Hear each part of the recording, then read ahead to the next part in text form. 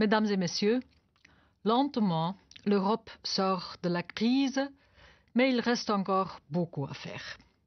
Nous savons que les entreprises, surtout petites et moyennes, constituent le moteur primordial de la croissance.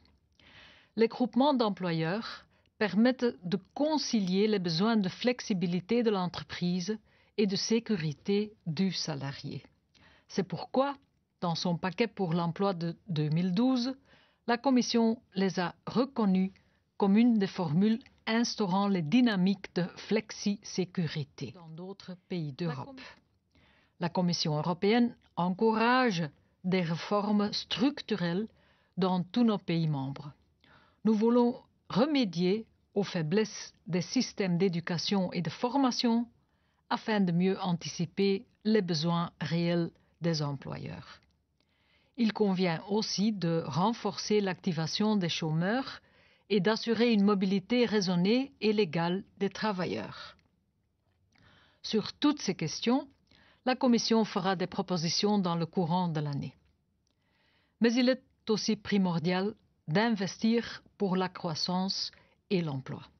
C'est pourquoi nous avons proposé un plan d'investissement de 315 milliards d'euros qui apportera les fonds nécessaires à des projets fiables avec une réelle valeur ajoutée pour l'économie européenne.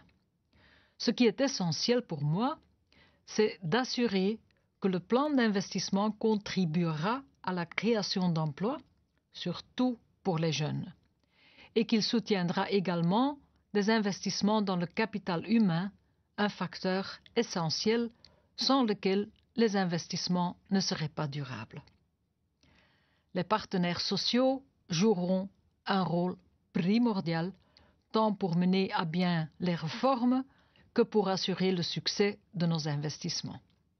Force est de constater que le dialogue social a été éprouvé par la crise. Mais il est indispensable de le relancer et de renforcer si nous voulons consolider la reprise en Europe. Les pays où existe un dialogue social robuste ont mieux traversé la crise et sont parmi les économies les plus compétitives au monde. La Commission s'est clairement engagée à relancer le dialogue social et je suis convaincue qu'ensemble, employés et employeurs peuvent œuvrer efficacement pour apporter des solutions concrètes et soutenir des modèles innovants comme par exemple les groupements d'employeurs pour créer des emplois et faire redémarrer la croissance. Double anniversaire. En célébrant aujourd'hui les groupements d'employeurs et ceux qui œuvrent au quotidien à les faire connaître, vous célébrez en effet une structure qui en 30 ans n'a jamais cessé de prouver sa modernité. Moderne, elle l'est parce qu'elle répond aux besoins des entreprises qui trouvent dans la mutualisation et le partage des compétences une réponse adaptée à leurs besoins et un levier de leur développement. Moderne, cette structure l'est aussi parce qu'elle répond aux évolutions que connaît le salariat depuis plusieurs décennies. En effet, face à des parcours professionnels de moins en moins linéaires, elle est devenue un moyen de sécuriser et de stabiliser la situation de ses salariés. Moderne, cette structure l'est enfin parce qu'elle prend en compte les spécificités d'un territoire et qu'elle crée un réseau de solidarité entre des entreprises conscientes de leurs responsabilités sociales.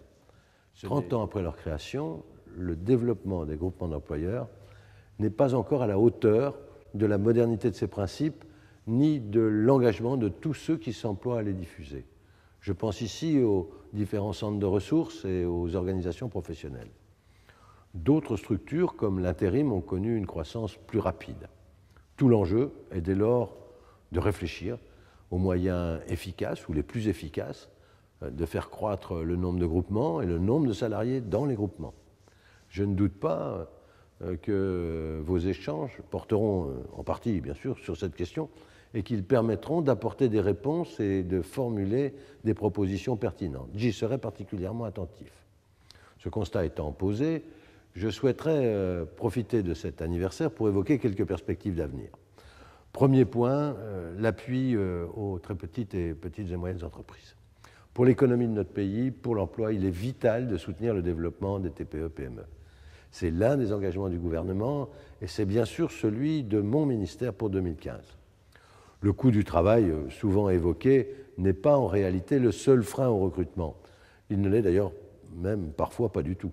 Très concrètement, la question se pose, comment faire quand on est une petite entreprise et qu'on a besoin d'un comptable 2 jours par semaine ou d'une secrétaire à 1 tiers de temps, par exemple. Les groupements d'employeurs proposent aujourd'hui des services qui répondent à ce besoin. Et répondre à ce besoin, c'est permettre aux petites entreprises de recruter, mais aussi leur permettre de se développer. Ce qui se joue ici, c'est donc la performance et le développement de nos TPE-PME. Deuxième point, un sujet important, la sécurisation des parcours professionnels.